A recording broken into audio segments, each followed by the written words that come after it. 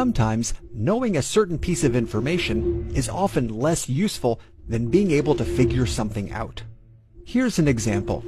If you take a point on the edge of a wheel and trace out its path as the wheel rolls, you'll draw out a curve called a cycloid. A cycloid might look like a slice taken out of a circle, but it is a unique kind of curve. So how could we work with this curve and figure out something such as the area contained between the cycloid and the ground? A good way to understand something complicated is to break it apart into simpler pieces. So what do we know about this shape? First off, it was traced out from one rotation of a wheel. Every complete rotation of a wheel takes it forward a distance of one wheel circumference. That makes the width of the shape one circumference. We can measure a circumference in terms of the circle's radius. It takes just a little more than 6 radii to stretch along the circumference. More precisely, 2 pi radii. The height of the shape is the same as the height of the wheel, which would be 2 radii.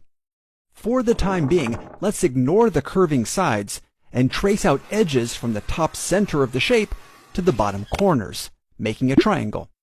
The triangle has a height of 2 radii and a base of 2 pi radii.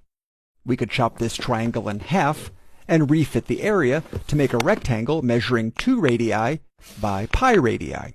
The area is 2 times r times pi times r, which gives us 2 times pi times r, or 2 pi r squared.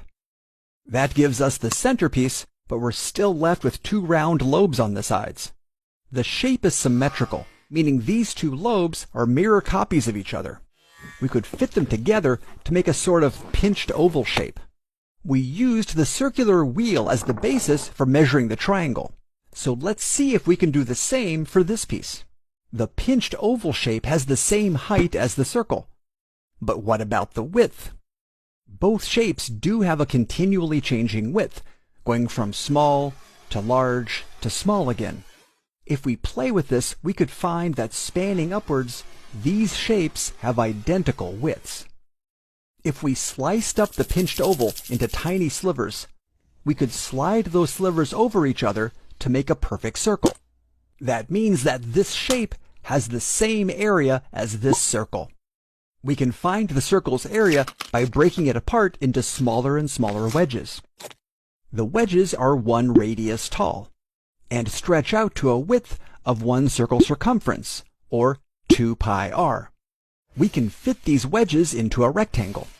The rectangle has a height of 1 radius and a width of 1/2 of a circumference, or pi r. The circle's area ends up being 1 radius times pi radii, for a total of pi r squared. The total area under the cycloid measures pi r squared plus 2 pi r squared, for a grand total of 3 pi r squared. So, is this useful? Sure, all sorts of formulas like this do have unexpected practical uses. However, it is probably rare for someone to have a practical need for this formula in everyday life. But the real use for this, I would say, is as a mental exercise. The geometry is just a tool for exploring a problem-solving process. We're taking a complex thing and breaking it apart so we can see its patterns and understand it.